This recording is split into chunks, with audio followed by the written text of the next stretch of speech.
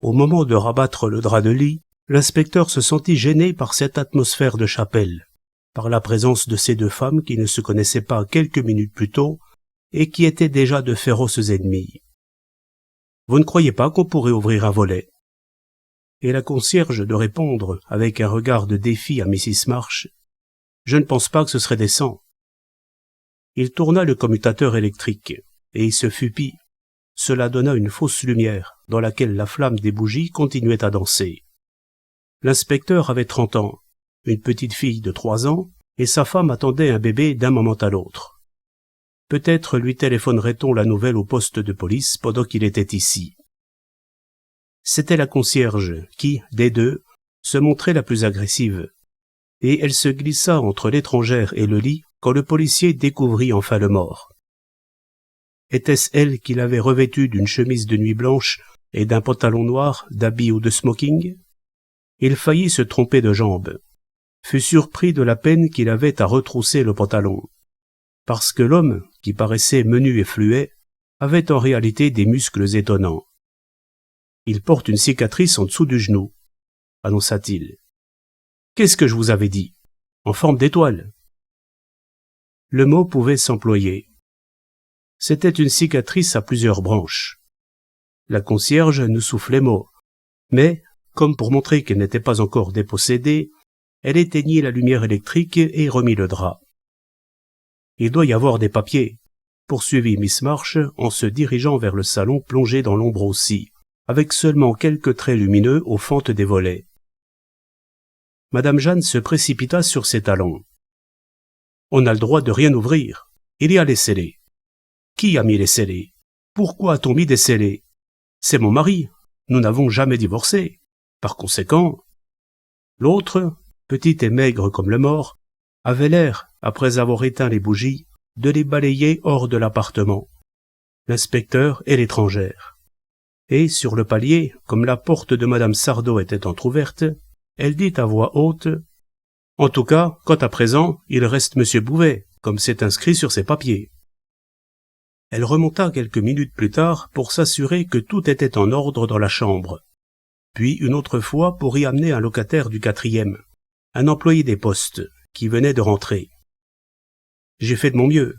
J'espère qu'on ne viendra pas nous le prendre. » C'était incroyable de retrouver dehors le soleil qui faisait flamber certains toits, les quais avec leur goût de poussière chaude. « Quand croyez-vous que je pourrai voir le commissaire ? » « Je ne pense pas que vous le voyiez aujourd'hui, madame. Il passera probablement au bureau pour donner des signatures, mais il est difficile de prévoir à quelle heure, et ce sera en coup de vent. Je vais donc aller chez mon avocat. Si vous voulez. » Le taxi s'éloigna, et l'inspecteur se dirigea, à pied, vers la rue de Poissy, où il but un bock dans un bistrot avant de rentrer au commissariat. Les terrasses, boulevard Saint-Michel et partout dans Paris, était pleine d'une foule paresseuse, et l'odeur aigrelette de la bière flottait dans l'air. Dans certaines rues, le bitume avait molli vers le début de l'après-midi et gardait des traces de roues. La liste, dans la loge de madame Jeanne, se couvrait de noms et de chiffres. Elle avait vu le marchand de musique, les bouquinistes les plus proches. Je l'ai arrangé du mieux que j'ai pu. Il voulait l'emmener à la morgue. Demain, il faudra venir le voir. Elle ne savait encore que penser de l'autre visite qu'elle avait reçue, juste avant l'arrivée de Mrs. March. Ce n'était pas une visite à proprement parler. Elle avait vu la grosse femme en noir rôder autour de la porte, l'air hésitant, avec le journal de l'après-midi et un bouquet de violettes à la main. C'était le genre de personne qui aurait pu habiter l'immeuble. En plus gros, en plus mou, elle ressemblait à madame Aurel, qui ne quittait plus son appartement, et on sentait qu'elle portait la même robe, propre et luisante d'usure, depuis des années. Ferdinand, qui était parvenu à boire, comme sa femme l'avait prévu, était couché, tout habillé, dans l'espèce d'alcôve qui leur servait de chambre à coucher et qui sentait déjà la vinasse. Par le petit carreau, madame Jeanne surveillait la vieille, et celle-ci avait fini par s'avancer sur le seuil, mais sans rien dire, restant là, à attendre, comme une mendiante.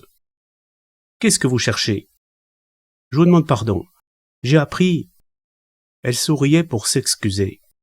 Elle aurait voulu, énorme qu'elle était, bouchant le vestibule, se faire toute petite, et peut-être à cause de son humilité, Madame Jeanne lui avait ouvert la porte de sa loge. Elle pouvait y faire entrer n'importe qui. C'était propre. Le plancher était ciré avec soin, ainsi que les meubles en rideux aux angles ornés de têtes de lions sculptées. Il y avait un apron de dentelle sur la table, un vase blanc et rose. « Vous connaissez Monsieur Bouvet ?» Ce n'était pas encore la méfiance qu'elle allait marquer peu après à l'étrangère, celle qui l'avait regardée de haut comme si la maison lui eût appartenu. « Je crois, oui. »« Vous l'avez rencontré autrefois ?»« Je crois. Ainsi, il n'a pas souffert ?» Elle remuait le journal, pour montrer qu'elle se référait à l'article. « Pas du tout. Il est parti sans s'en rendre compte. J'ai apporté un petit bouquet. Vous voulez monter le voir ? Je crains que ce soit difficile, à cause de mes jambes. » Elle portait des pantoufles en feutre noir, parce qu'aucune chaussure n'aurait pu lui aller. Et les chevilles formaient un bourrelet de graisse dans les bas de laine. « Je porterai les fleurs. Je peux vous dire qu'il est bien, qu'il a l'air de sourire. Il y a longtemps que vous l'avez vu pour la dernière fois. » Peut-être la vieille femme allait-elle répondre ? Ce n'est pas sûr. Elle avait toujours les lèvres et les doigts qui bougeaient, comme si elle récitait son chapelet à voix basse. Elle avait vu le taxi s'arrêter. « Il vient du monde. Il faut que je m'en aille. »« Revenez me voir. N'ayez pas peur de revenir. » C'est alors que Mrs. March s'était heurtée à elle dans le vestibule. Maintenant, l'étrangère descendait de son taxi boulevard Haussmann, à la porte de son avocat qui s'appelait Rigal. Elle passait du Soleil à l'ombre du porche, puis à l'ascenseur, sonnait à une porte qui, en s'ouvrant, laissait voir des bagages entassés. Maître Rigal n'est pas parti. La bonne hésitait. Apercevant le dos d'un homme dans l'enfilade des pièces, Mrs. March s'avançait. « Je suis heureuse que vous ne soyez pas parti. Je prends le train pour Arcachon dans 1 heure. Il faut d'abord que je vous parle.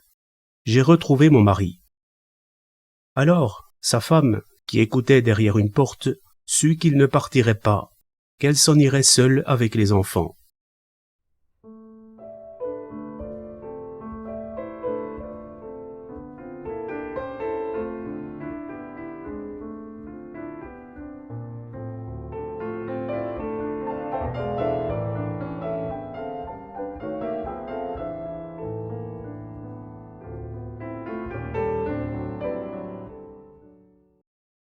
Le soleil finit par mourir en beauté après avoir jeté des flammes rouges qui, se reflétant sur les visages des passants, leur donnaient un air étrangement excité.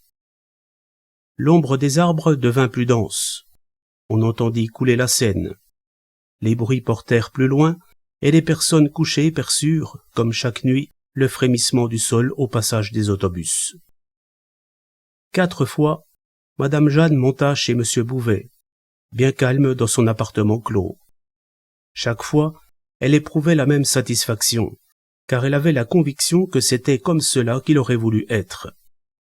Demain matin, elle enlèverait les poussières et donnerait un coup de chiffon sur les carreaux rouges. Elle entr'ouvrirait une fenêtre, juste un moment.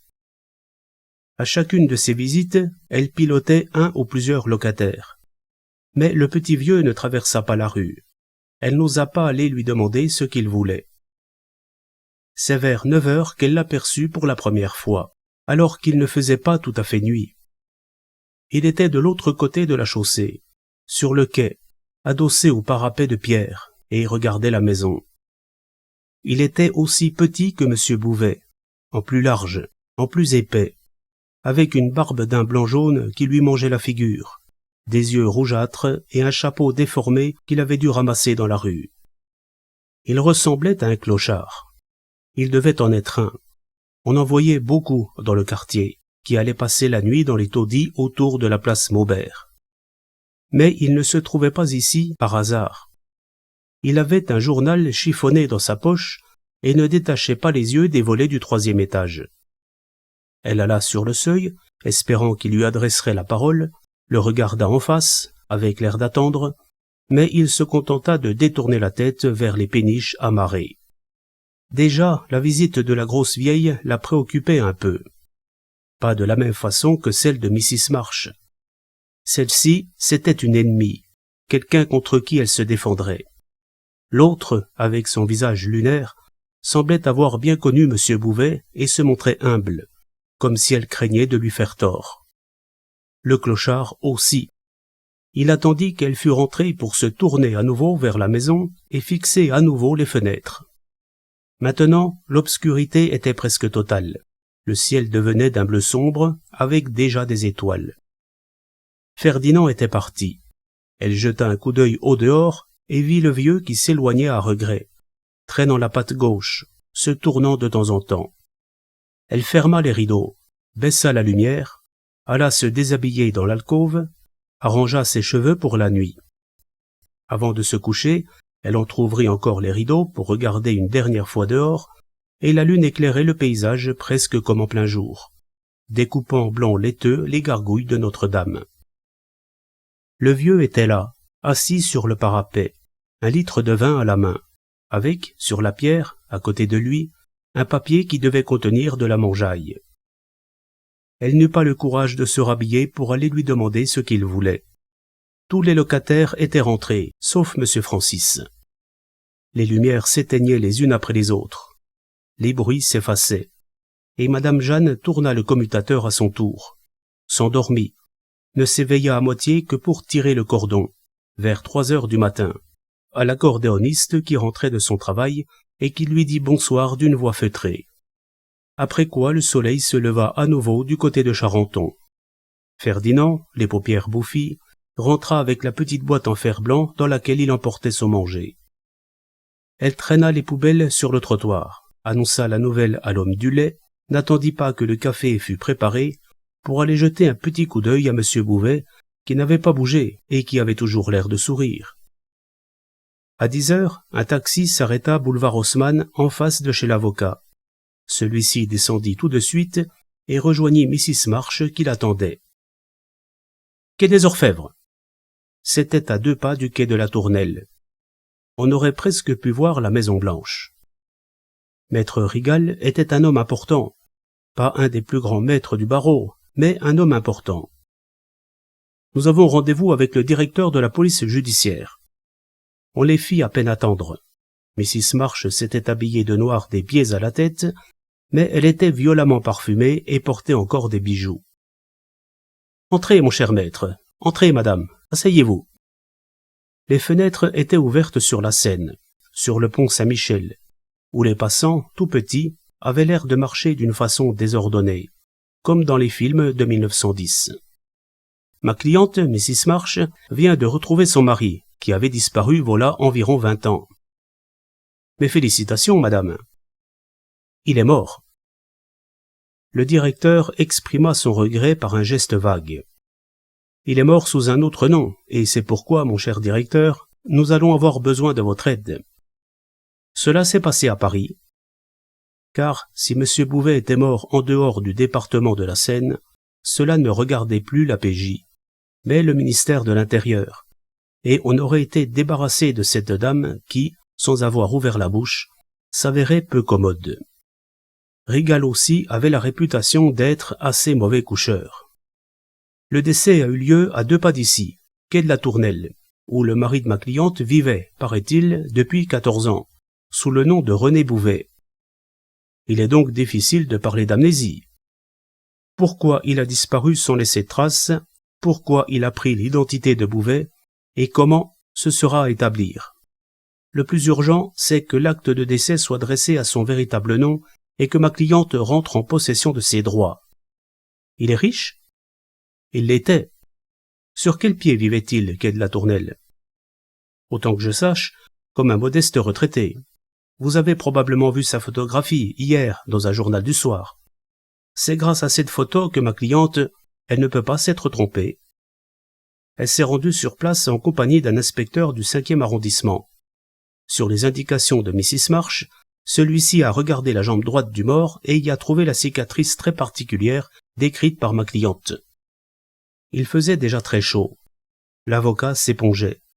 Le directeur soupirait. Il est indispensable que l'identification officielle soit faite dans le plus bref délai, et bien entendu nous réservons tous nos droits. Voulez-vous, madame, me donner quelques renseignements sur votre mari?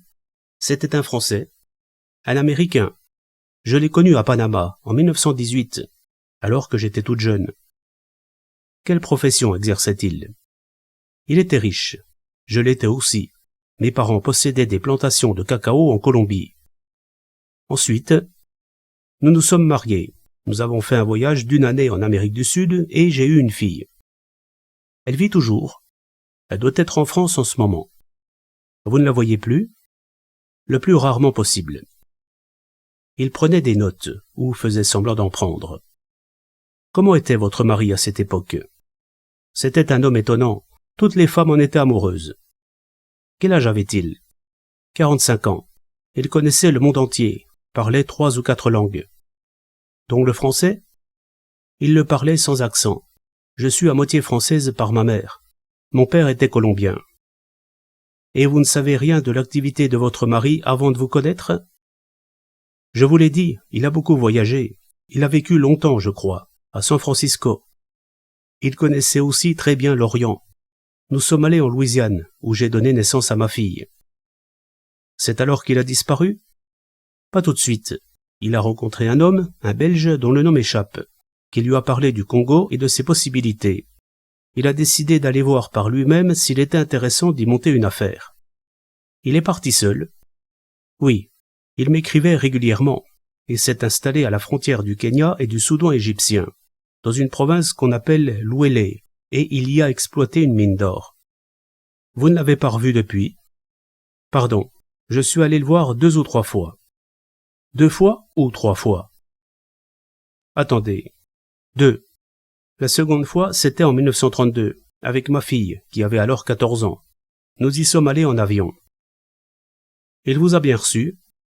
Il nous a installés dans le seul hôtel de l'endroit. Un endroit horrible, où l'on est assailli par les moustiques et où on doit porter le casque sur la tête du matin au soir. La nuit, les léopards rôdent sous les fenêtres, et mon petit chien a été dévoré. Permettez-moi une question, madame. Pendant tout ce temps-là, votre mari vous envoyait de l'argent? Autant que j'en voulais. C'est-à-dire beaucoup? De quoi vivre comme j'ai été habitué à vivre. Vous viviez où? Sur la Riviera, à Paris, à Londres, à Capri. Avec votre fille? Ma fille a été élevée dans un couvent des environs de Paris, le Sacré-Cœur, que vous connaissez certainement. Votre mari ne s'intéressait pas à elle. Il avait changé. Que voulez-vous dire? Que l'homme que j'ai retrouvé au Congo pour la première fois que j'y suis allé, sans prévenir, vous êtes allé le surprendre? Oui, il y avait 1 an qu'il ne m'avait pas écrit. Il ne vous a jamais proposé le divorce? Jamais, je n'aurais pas accepté. Vous disiez que l'homme que vous avez retrouvé là-bas, il faut que vous sachiez d'abord que Samuel était un homme du monde dans toute l'acception du mot. Un raffiné, même pour l'Amérique du Sud, où les hommes le sont plus qu'ailleurs.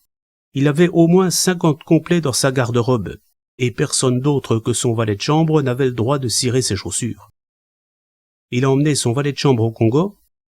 Non, en Afrique, j'ai retrouvé un Samuel vêtu d'une sorte de vieux pyjama, un casque sur la tête, conduisant une auto démantibulée à travers la brousse. La plupart du temps, il ne couchait pas à l'hôtel, mais dans des huttes indigènes. Il avait sa hutte à lui dans la plupart des villages d'alentour, et... Continuez. Dans chaque hutte, il possédait 1 ou plusieurs négresses, dont quelques-unes avaient des enfants café au lait. Vous lui aviez fait une scène de jalousie? Non, j'ai compris que nous restions bons amis. J'ai été seulement triste de le voir réduit à cet état. Il gagnait toujours beaucoup d'argent. Beaucoup. La mine d'Ouagui travaillait à plein rendement, et Samuel avait même fondé une sorte de petite ville, un centre important, avec un hôpital, une école. Vous vous êtes donc quittés en bons termes? Oui. Il n'a pas été intéressé par votre fille, que vous lui aviez amenée. Il l'a trouvée gentille, m'a dit que le climat ne lui valait rien, et que je ferais mieux de la reconduire bien vite au Sacré-Cœur. Dans quelles conditions a-t-il disparu? Dans aucune condition. Il a disparu simplement. Je lui ai écrit et je n'ai pas eu de réponse. J'ai envoyé plusieurs lettres. Ma banque aussi, qui ne recevait plus d'argent.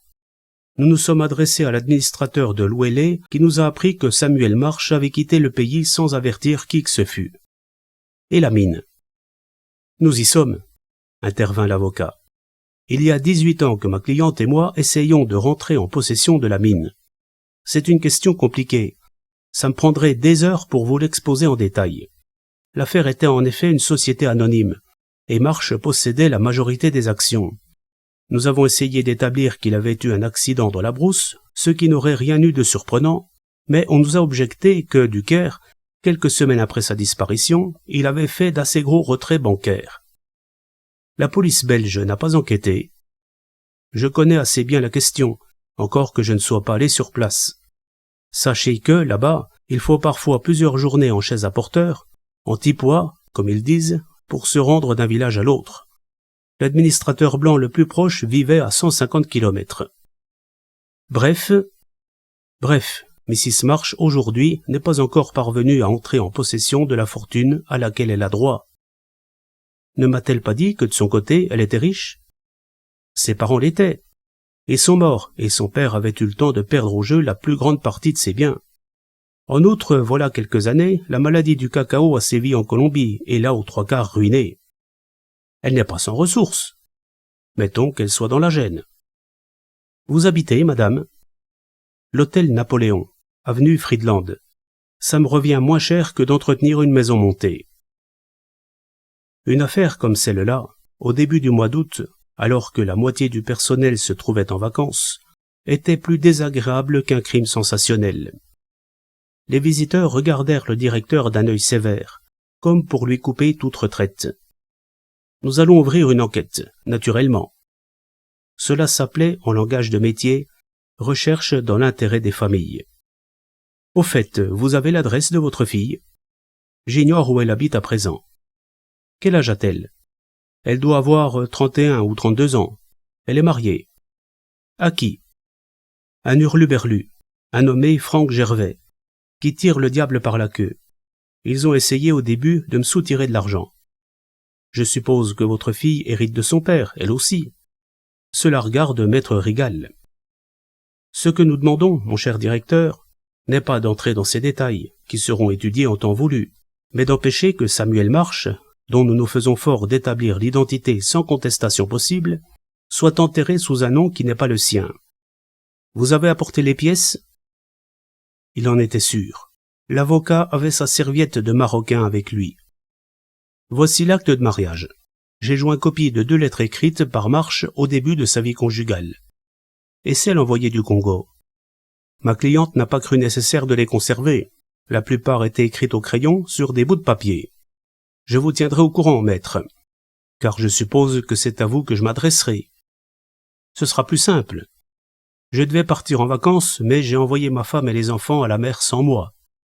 Je les rejoindrai plus tard. Il est de toute première importance que, je sais. Ils s'en allaient tous les deux, pas complètement rassurés, et Rigal se promettait de ne pas laisser en paix le directeur de la PJ. Pour empêcher l'affaire de traîner, il emmena aussitôt Mrs. March, rue Réaumur, au bureau du journal qui avait, la veille, publié la photographie de M. Bouvet, entourée d'images d'Épinal. « Annoncez-moi au directeur en chef. Dites-lui que je lui apporte une information sensationnelle. » Il tirait de son portefeuille une carte de visite gravée, s'assurait d'un coup d'œil que sa cliente était en forme. Parlez le moins possible de l'époque congolaise, mais étendez-vous sur votre vie en Amérique du Sud. N'oubliez pas les 50 complets, le valet de chambre, tout ce qui frappe l'imagination.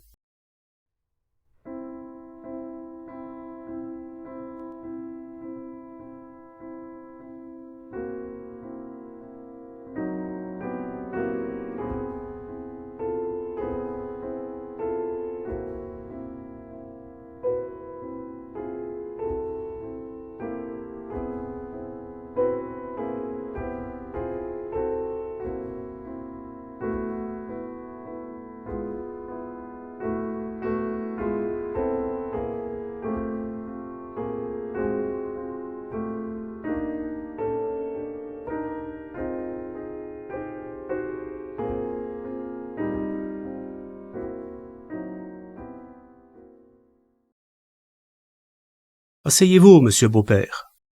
C'était le seul directeur du quai des Orfèvres qu'on n'appelait jamais par son nom sans ajouter le monsieur, peut-être à cause de son âge, de sa dignité triste de vieil employé de confiance qui a des charges et des soucis. Il était vêtu de noir, au mois d'août, et peut-être était-il encore une fois en deuil. Peut-être simplement usait-il son complet du deuil précédent. Il s'était tellement identifié avec les recherches dans l'intérêt des familles qu'on n'aurait pas eu l'idée de confier une de ses affaires à un autre. Un certain René Bouvet est mort, hier matin, devant une boîte des quais. J'ai vu sa photographie dans le journal. Il paraît qu'il ne s'appelle pas Bouvet, mais Marche, qu'il est en réalité de nationalité américaine et qu'il a passé une partie de sa vie à diriger une mine d'or au Congo. Monsieur Beaupère ne bronchait pas, continuait à sucer son cachou, car il ne fumait pas, ne buvait pas, suçait des cachous toute la journée, ce qui jaunissait ses longues dents de vieux cheval. Voyez la mairie du 5e arrondissement, c'est la police du quartier qui a fait les constatations. Compris, monsieur le directeur. Il a une femme à Paris, une certaine Mrs. Marche, qui habite l'hôtel Napoléon. Il a aussi une fille, mariée à un certain Franck Gervais, dont je ne connais pas l'adresse. Bien, monsieur le directeur. Et il s'en alla, lugubre, entra dans le bureau des inspecteurs pour y décrocher son chapeau de paille noire, émergea un peu plus tard avec la mine d'un grand corbeau dans le soleil qui inondait le quai. Monsieur Beaupère était sans doute, de toute la PJ, celui qui parcourait le plus de kilomètres à pied, car il ne prenait jamais de taxi, à cause des notes de frais, évitait autant que possible les autobus, ne descendait dans le métro que quand c'était indispensable. Il n'eut pas un coup d'œil aux terrasses du boulevard Saint-Michel, ni aux marchandes de fleurs, ni aux femmes qui se promenaient en robe claire et légère. La pénombre le happa, place du Panthéon, dans les bureaux de la mairie du 5e arrondissement. Les mairies n'avaient pas de secret pour lui, il n'avait pas besoin des flèches rouges ou noires indiquant les divers bureaux. Sans déranger les employés, il coltinait lui-même les lourds registres noirs de l'état civil. Boulevard, Bouvin-Martin, Bouveau, Bouvrat, Bouvray, Bouvric, Bouvet. Bouvet-Albert, Bouvet-Armand, Bouvet-H, Bouvet-M, Bouvet-P, Bouvet-René. Il était sans fièvre, sans impatience. Son fils était sergent dans l'armée. Sa fille était mariée. Sa maison, à Puteaux, lui appartenait.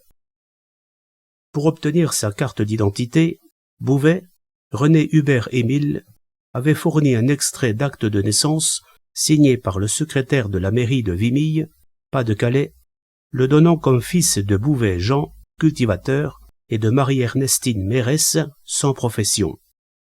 La mairie du 5e arrondissement ne lui avait pas distribué de carte de ravitaillement pendant les années 1940, 1941, 1942 et 1943, mais seulement en 1944, quand René Bouvet était revenu d'un séjour à Langeac, par Sarlat, Dordogne. Il était midi quand M. Beaupère, qui ne s'était arrêté nulle part pour se rafraîchir, même d'un verre d'eau, pénétra dans la maison blanche du quai de la Tournelle.